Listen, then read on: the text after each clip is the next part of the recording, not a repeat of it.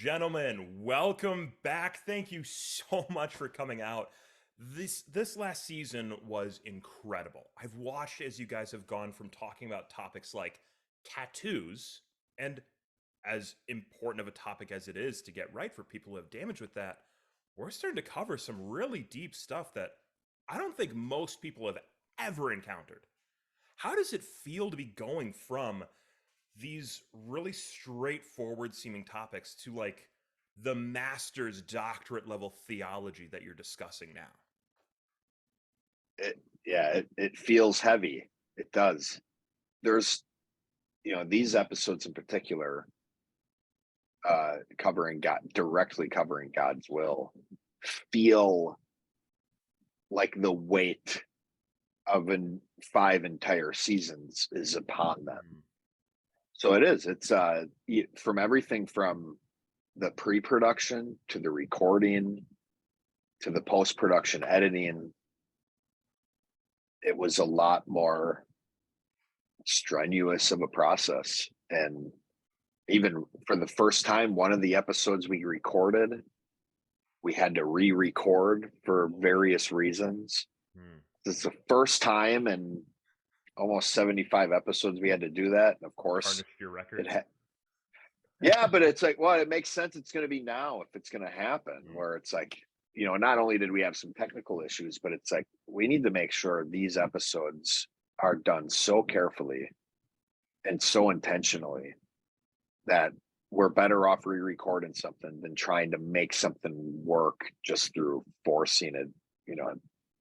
So yeah, it felt heavy. Even while we're recording it, there's stuff Jonathan and I are like learning while we're preparing and while we're recording. So I think what people are going to see in these episodes is a spirit within me and Jonathan, where we're kind of on this ride with the listener, maybe more than ever Absolutely. before.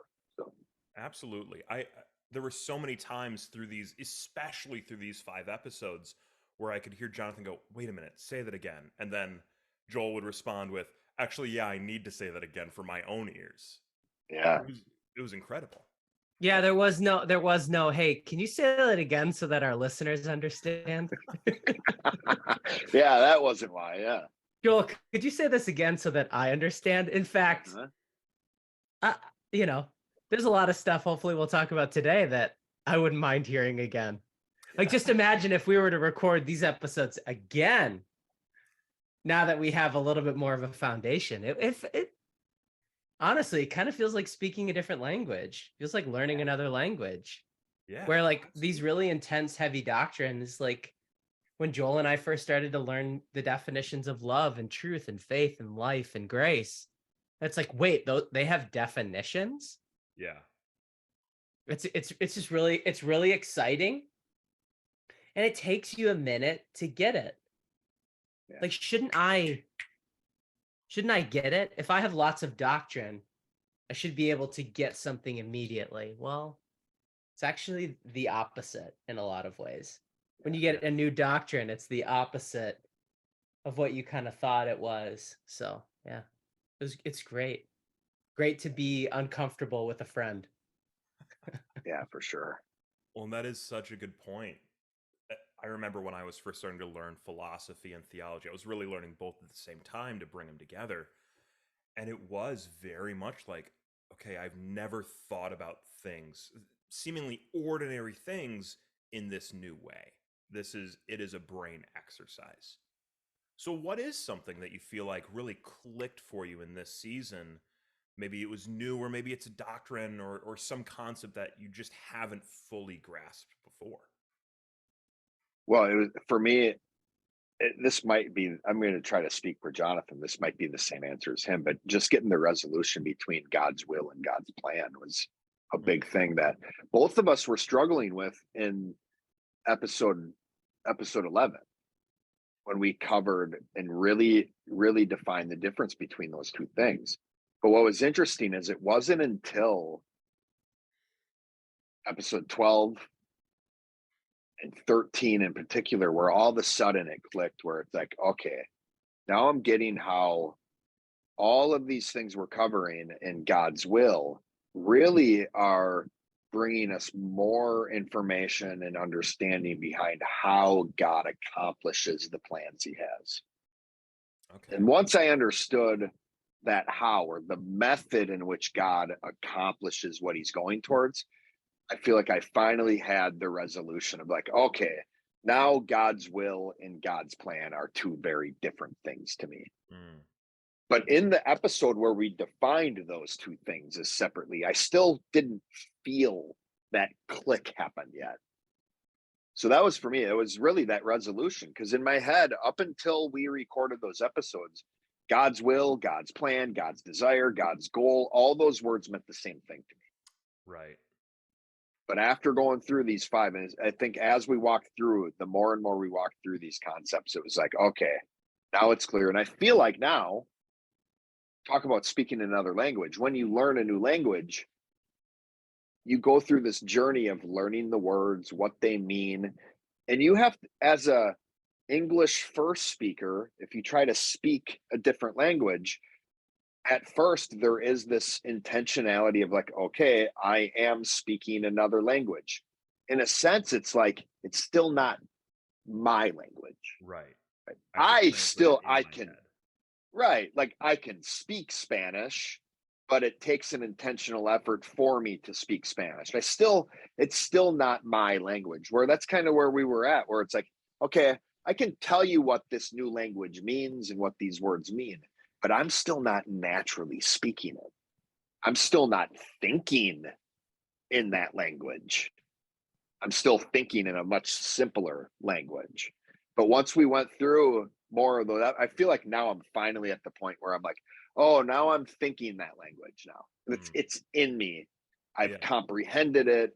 I've taken it from what God, it's like that's what happens. God gives us truth.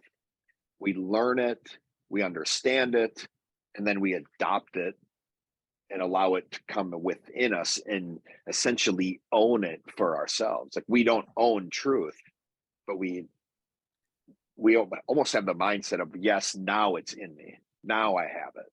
Yeah. So that's kind of what happened with this God's Will series for me. So, Yep, I totally agree. Go He got it. No, that's it. I just want to say I agree. Awesome. So now that you feel like you've digested it, kind of taken some ownership of how that thinking goes for yourself, how is that coming out in your life? How do you feel like you're changing after learning this new thing? In terms of, well, I am still learning the difference. So God's how God accomplishes his will. Like God's desire is a righteous bride for his son.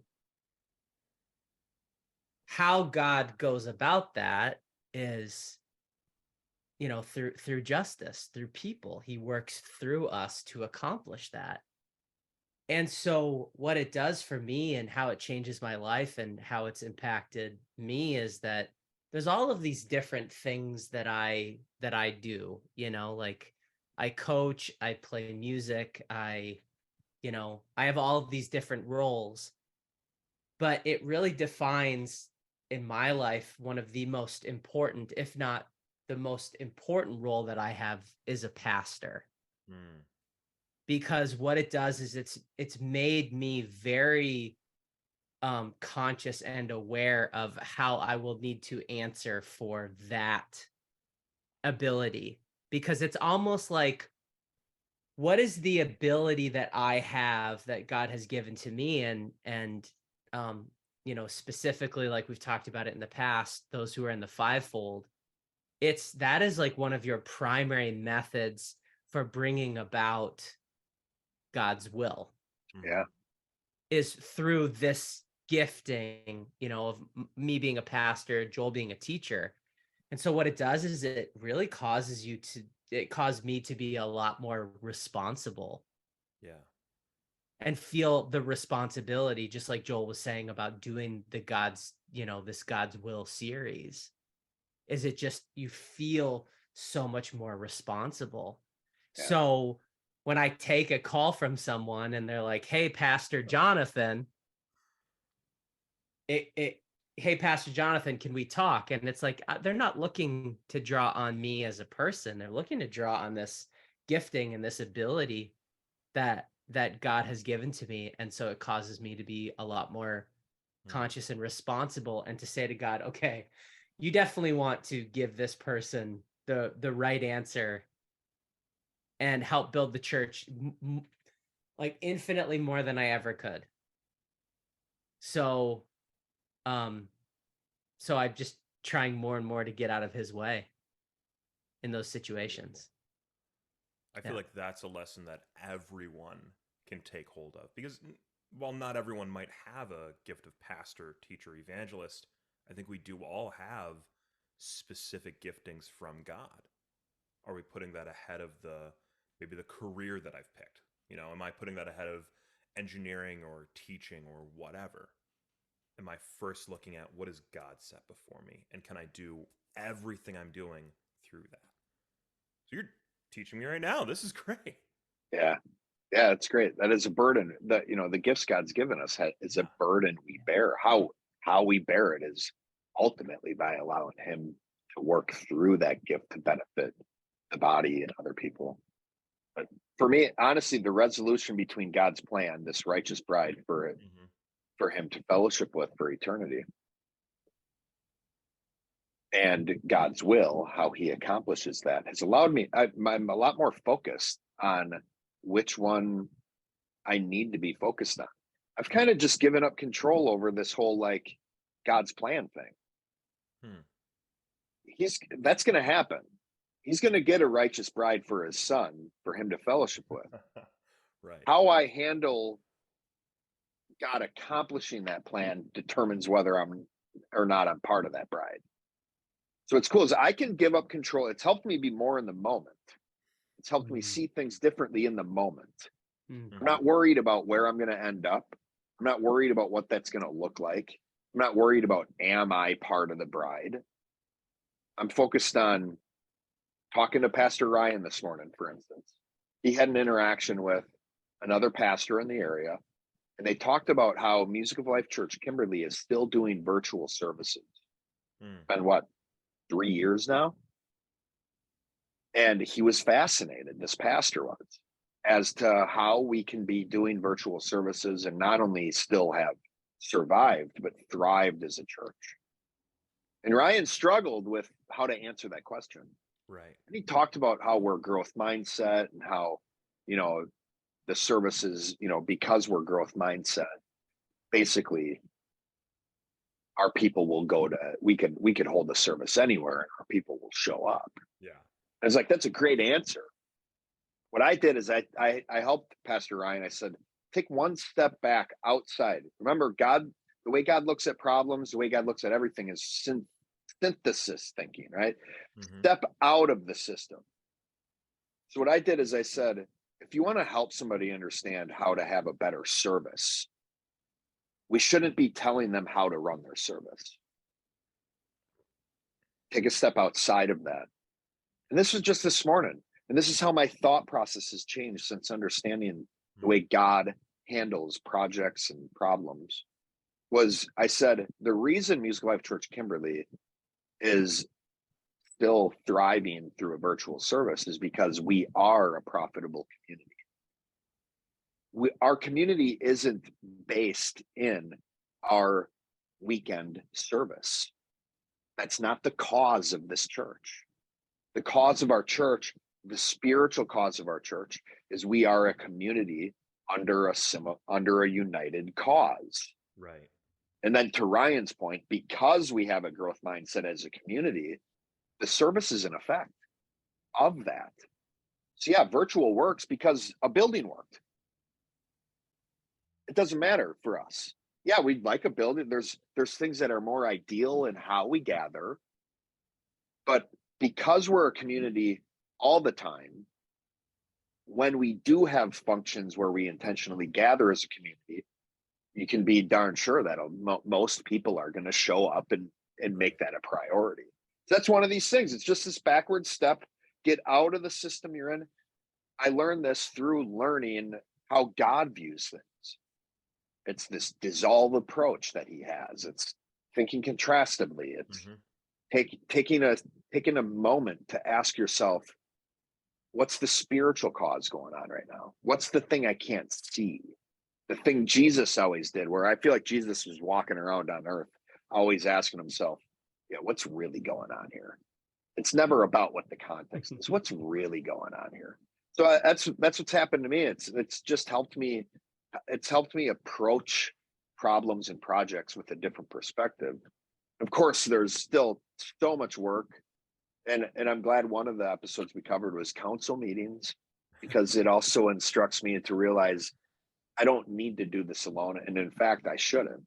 Jehovah didn't even do it alone.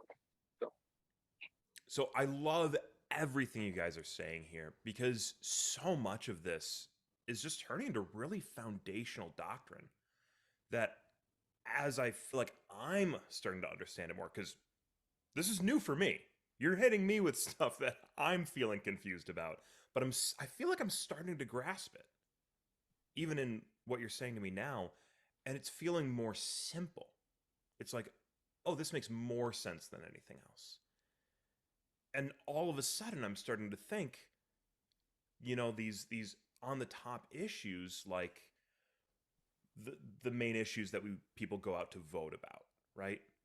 Those start to go, oh, is that really the issue or what's really going yeah, on there?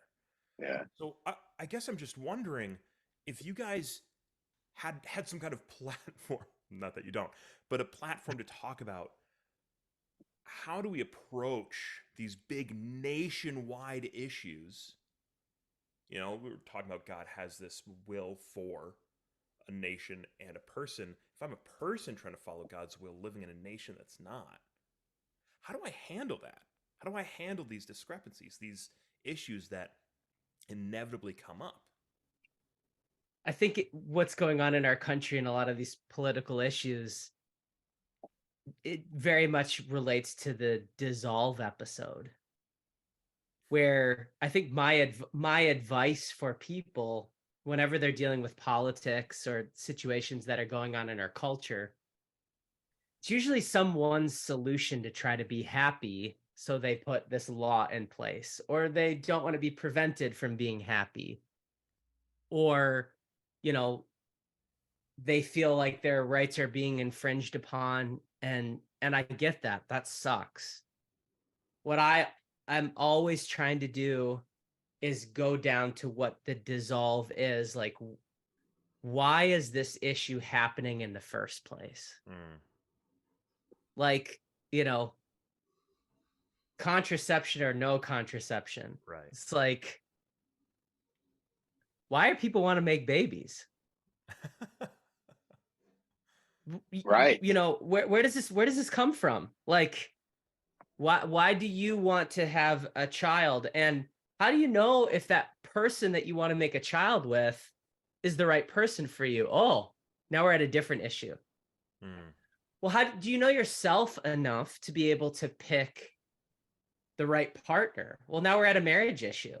mm, Now you need to understand yourself enough to be able to know which partner. Now you're at a self issue. Now, do you know yourself? Do you know who you are?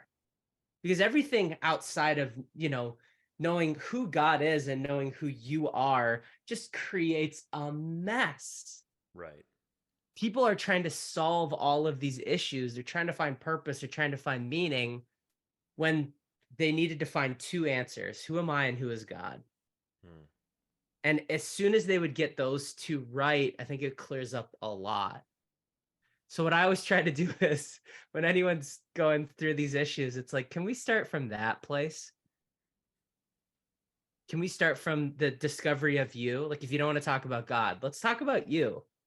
Let's help you be fulfilled in yourself, which will automatically lead people to wanting to discover God.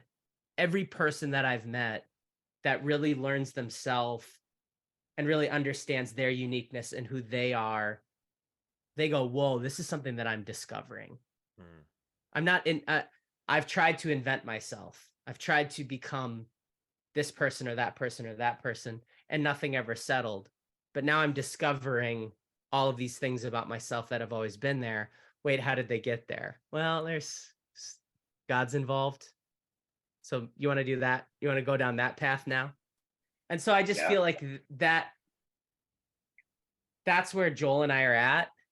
And that's, I think, where we approach all of these issues is coming from that place. And then they dissolve and we kind of go, guess it doesn't really matter that much.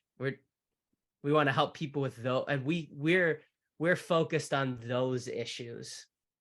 Helping people understand themselves, people understanding God. And I guess we'll just let other people worry about those other things. Yeah. This is not the podcast for that. Yeah, what I really wanted to say is listen to the voting episode. Right? That's it's it, like, dude. That's it kind of gives you both sides and the ultimate answer of like the politics of our world. Yeah, tailored to voting, but it is kind of the answer here. Well, I love I love both of those points. First off, because absolutely, I'm just thinking of an application of your answer, Pastor Jonathan, and it's you think about teen pregnancy. Is this a pregnancy issue, or is this a self-esteem issue? Should we be spending our time talking about the safest abstinence, sex, no sex, or should we be talking about where's your self-esteem coming from? What is your process for getting esteem? Is it affirmation from these other people around you? And then, Pastor Joel, your answer, the first thing I wrote down as I'm listening to these episodes, I'm trying to write down questions for you guys. The first thing I wrote down was, it's becoming very difficult to figure out questions to ask you, because as I look through the catalog of What the Flock, it is clear that your response to a lot of questions that I'm thinking of could just be, we actually answered this in episode. I know. Yeah. And I really feel like that drives the point home. You guys kept making the disclaimer that, hey, if you're listening to these episodes, everything that came before it is required reading before you get here. So for someone who has made it all the way through, who's made it through to these episodes, what is the kind of person, what is the audience for these really more doctrinally based episodes who may have been hurt by church? Are we still just talking to the regular churchgoer who may never have opened up their Bible? Or are we talking more to church leaders at this point? Who I think we're talking to is, I think we're talking to people who want to hear from God. Mm. I feel like that's who, like, we're like hurt by church leader, like one more level. People who want to hear from God and experience God and have deep fellowship with God. But it's like, I don't know why you would get into this big doctrine without wanting to hear from God and having some insatiable desire to connect with him and who he is. Yeah. So that's what I feel like we're talking to. That's what we're trying to find out, and we're trying to work with. Is we are like, in a lot of ways, looking to collaborate with people who want to find these and understand these deep things about God, because it does take a community to do it. So that's my answer. It's a really good question. Awesome. Yeah, I love that. Because I understand why you'd ask this question, especially, I mean, season 5 in particular, the whole season is kind of a level up in like this. You know, we have the What the Flock that is tailored to people who've been hurt by church so much they don't want to go to church anymore. And then we have the Malk podcast that's tailored to leaders. And season 5 almost feels like even the What the Flock episodes have become Malk podcast episodes, right? Mm-hmm. That's how, I mean, the first episode is truth. I mean, it's a huge season that we went through. Very complex topics that do get simplified when you have the right doctrine, like you were saying, Andrew. But yeah, what I think one of the benefits, I'd say, or my argument as to why we are still talking to that same audience, and I agree with what Pastor Jonathan said, but I'll take a stab at why are even these episodes still to the people who've been hurt by church so much they don't want to go to church anymore? Is because the same tools Jonathan and I used in the drinking episode, season 1, episode 1, are working to get you to the ultimate answer in God's will. Season 5, episode 15, the final episode of the entire 5-season arc. We use the exact same tools going from drinking, voting, tattoos, church attendance. Yeah. Then we did God's will, part 1, 2, 3, 4, and 5. So there is this unconscious lesson being taught through all 5 seasons that if you have the right tools to approach any one of these topics, you will come to the ultimate answer, no matter how simple or complex that topic is. Beautiful. That's a good answer. Nice. So we're really digging in for people who are basically saying, I don't care what denomination I'm coming from. I don't care what traditions I have, or my parents had. I just want to hear more from God. Yeah. Oh, I care so much less about denominations than ever before, Andrew. Oh, Dude. Lord. Oh, Lord.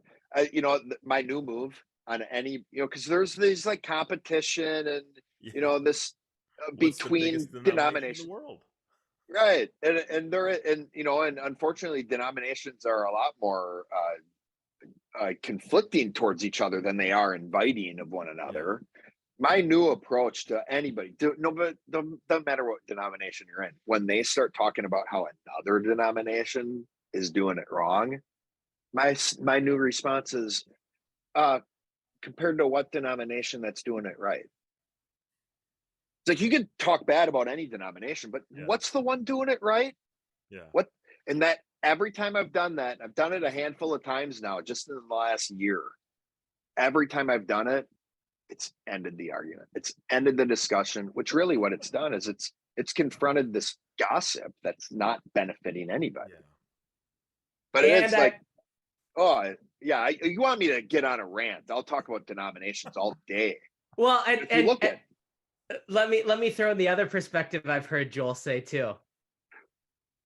Pentecostals, love them. Love them. Catholics, love the Catholics.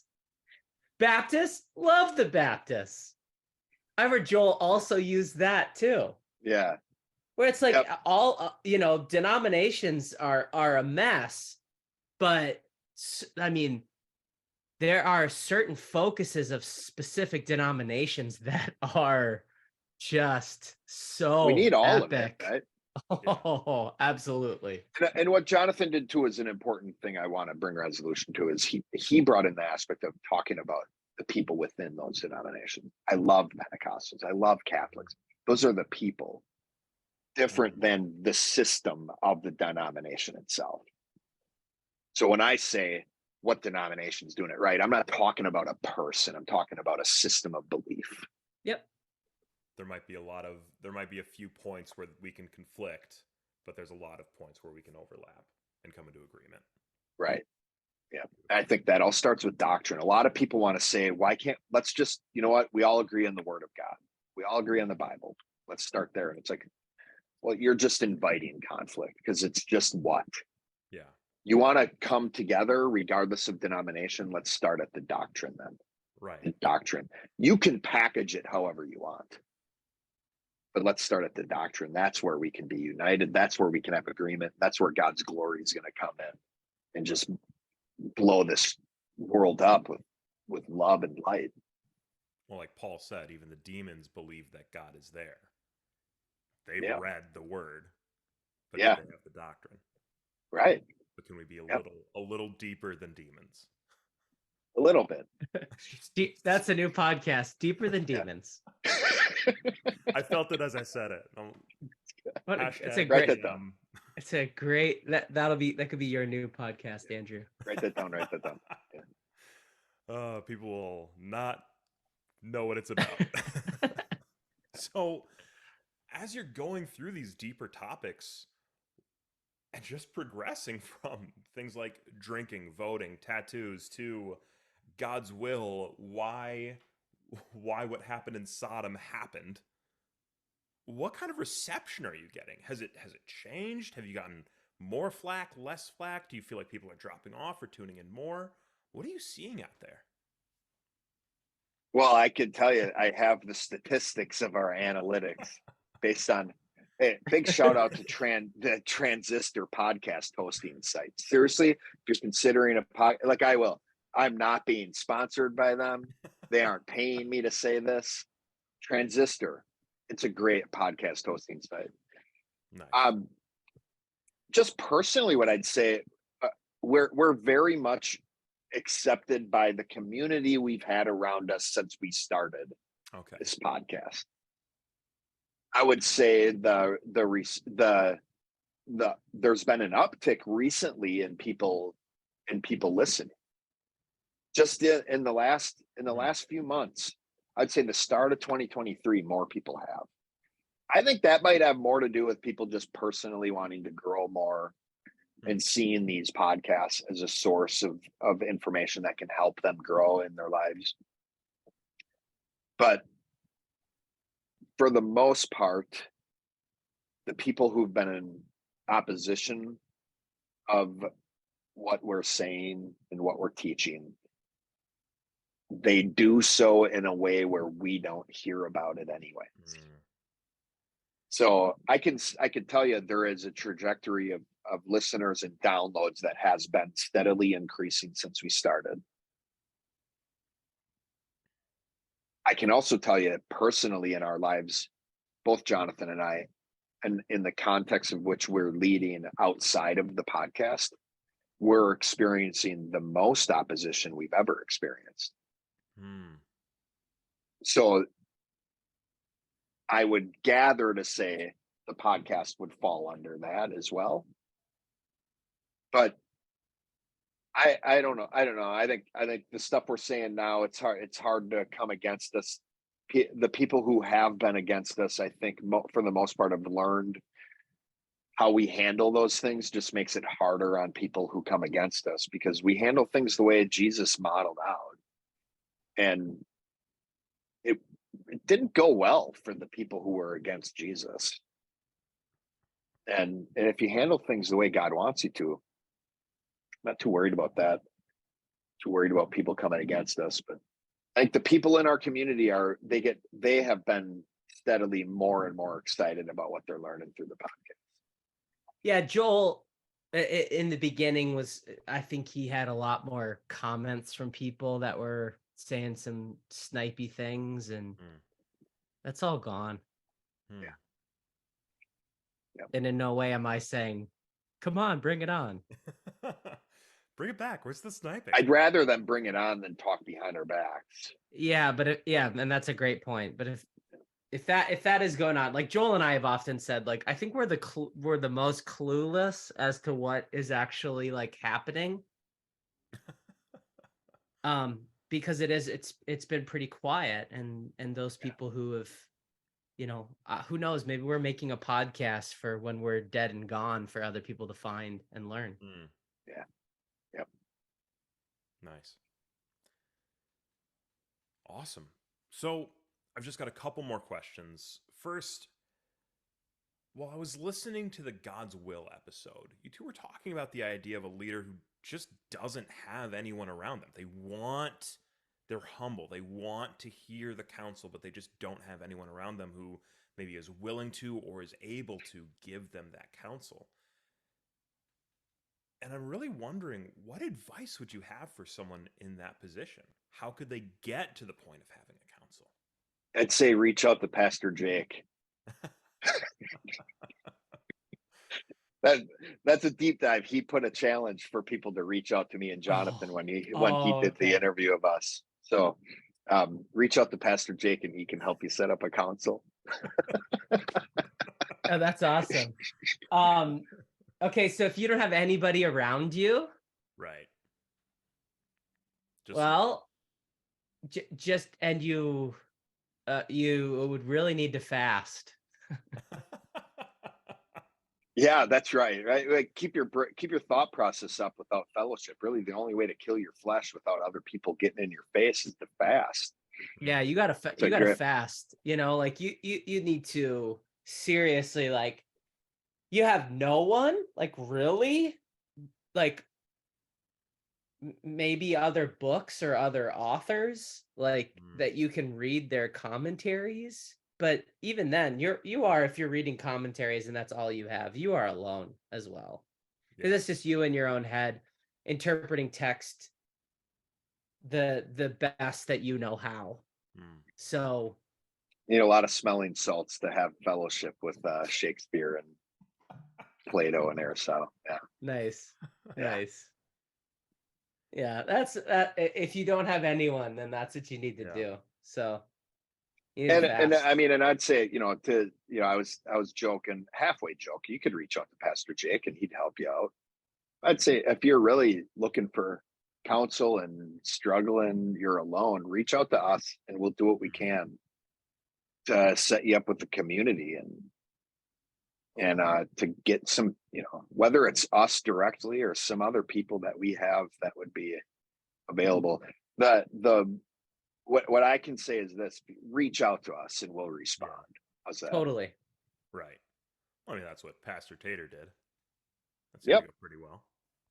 Yep. That's great. Yep, I agree. Absolutely. Well, last question. How did you guys become such a great team? Because I'm listening to the improv back and forth. I'm hearing you both set each other up, and I'm just wondering, how did you get to this point in this friendship and in this working relationship that you guys are able to have that?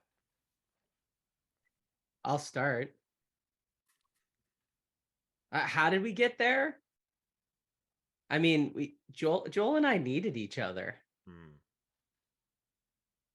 Like, we started off both as associate pastors, and neither of us had any experience being associate pastors. And we're both, like, completely different people. And in order to be successful, we needed each other. And we knew that right off the bat. Like, Joel's smart, and how about this? Joel's smart and Jonathan's nice. And to be a successful pastor, you need to have both of those things. If you want to be We a were, yeah. really, really good pastor, you need to Hmm. be both of those things. And I didn't particularly start off being a pastor very smart, in my opinion. And I don't think Joel started off being an associate pastor being very nice. And so we needed In each other. reality. In my opinion. And so we needed each other. And then I think that as we work together more, I think we respected each other. Hmm. And we kept doing projects together. So being associate pastors together and building a church and working together and making a lot of mistakes together. And I think being really merciful towards each other and letting each other grow, I think is just like that. I think that's how we became an amazing team. You have two completely different people. So if they both need each other and they get into a system where they both need to help each other to grow, like, in order for me to be the person that I need to be, I need someone like Joel in my life. Hmm. He's the same way. He needs someone like me in his life. That's why I say I need someone like Joel. Do I need Joel? Like, specifically, I feel like I do, but someone like him I think would be fine. So so that's, I don't know. Yeah, that's my answer. Yeah. I mean, everything he said, projects, right? Projects are key. Yeah. That's always, you do projects with people and you get to know them. and you get to find out how well you work together. And that's definitely the answer. Now I could tell you a story of like what helps you really appreciate the other person. Jonathan was in Europe for the last couple of weeks. And we're doing a project. We're doing more than just the podcast together, which is a big project in itself. But we're also doing we call it a man night, right? Where we're together, we're leading another man. We're developing him and training him to be able to have his own group of guys that he develops into men. And me and Jonathan are doing that together. And Jonathan was gone, but this guy, the leader that we're helping train, shout out Peter. He's ambitious to the point where instead of skipping a week because Jonathan couldn't be there, he's like, no, I want to keep going. So I had to go by myself. And I remember going into this night thinking, okay, I have to be both Jonathan and Joel tonight. I can't just go in there, because normally what's happened is I go in there with Jonathan. Jonathan leads. Jonathan tells stories. Jonathan's nice, friendly, funny, entertaining. Jonathan then sets me up and I teach. So we're both in our roles together. And I go into this night knowing I have to be looser than I normally am, because I run pretty tight. So I have to be looser and try to bring and not just focus on bringing a teaching to these guys, but I have to focus on bringing a level of energy to the group that Jonathan provides that I don't. And it's situations like that that really start to help you understand how valuable the other person is.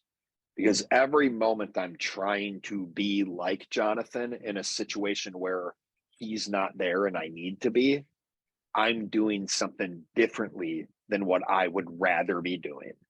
Yes. And it's like, oh, I can't wait. As good as I think it went, I know it would have went better with Jonathan there, and I can't wait for him to be back. So you feel the gap. You feel the stretching that you have to do yourself. Yeah. And that's how you know, and you go, I miss you. Yeah, totally. Yeah. Beautiful. Yeah. It is. It's like if I were to do a podcast interview, like with it by myself, it's like I feel like the best answers I give is when Joel talks first. I wasn't gonna say it, but I know no one needs to. I feel that. But whenever I share first, it's usually like, oh, I wish that Joel would have shared first. Because whenever he shares first, it gives me time to kind of chill and sit back and when Joel talks and he commentates, it helps bring my thought process up. So you just get a much better answer out of me.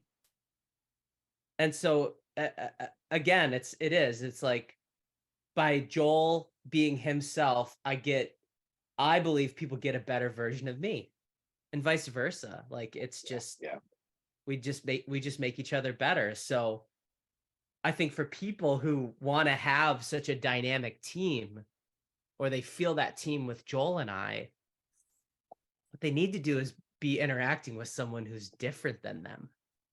Yeah. And there's a lot of tension in that initially. Oh yeah. Like Joel and I did not start off going, wow, I really care about you. I really value you. I really think that you're amazing. It's like, I need you, but you piss me off. Yeah. It's like, Joel's a robot and Jonathan's a freaking squishy squish. And it's just like, oh, like Joel's like, God, you like freaking, sack up. And I'm like, God, Joel, you're a robot. Like, have a heart. Like literally, I hear, even right now, I hear you say that, and I think, yeah, I love being a freaking robot. It is so much easier to just not have to worry about how people are feeling. Just like, it's like, that's how well he knows me. Like, oh yeah, like I still want to be that guy.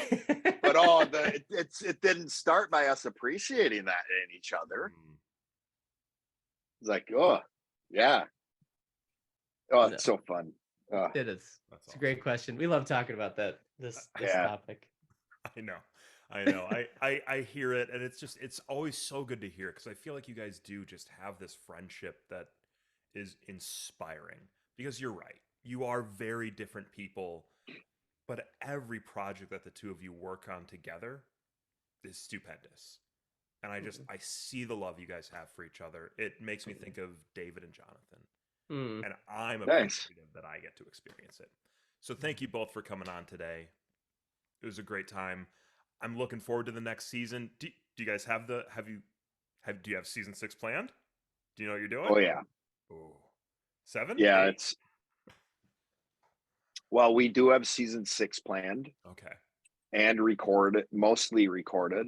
Oh. And I'll just say this, it's completely different than anything we've done in seasons 1 through 5. I'm excited. That sounds great. Thanks Guys, for having thank you us. so This much. is great. Yeah. Yeah, thank you. I'll see you both later. Bye.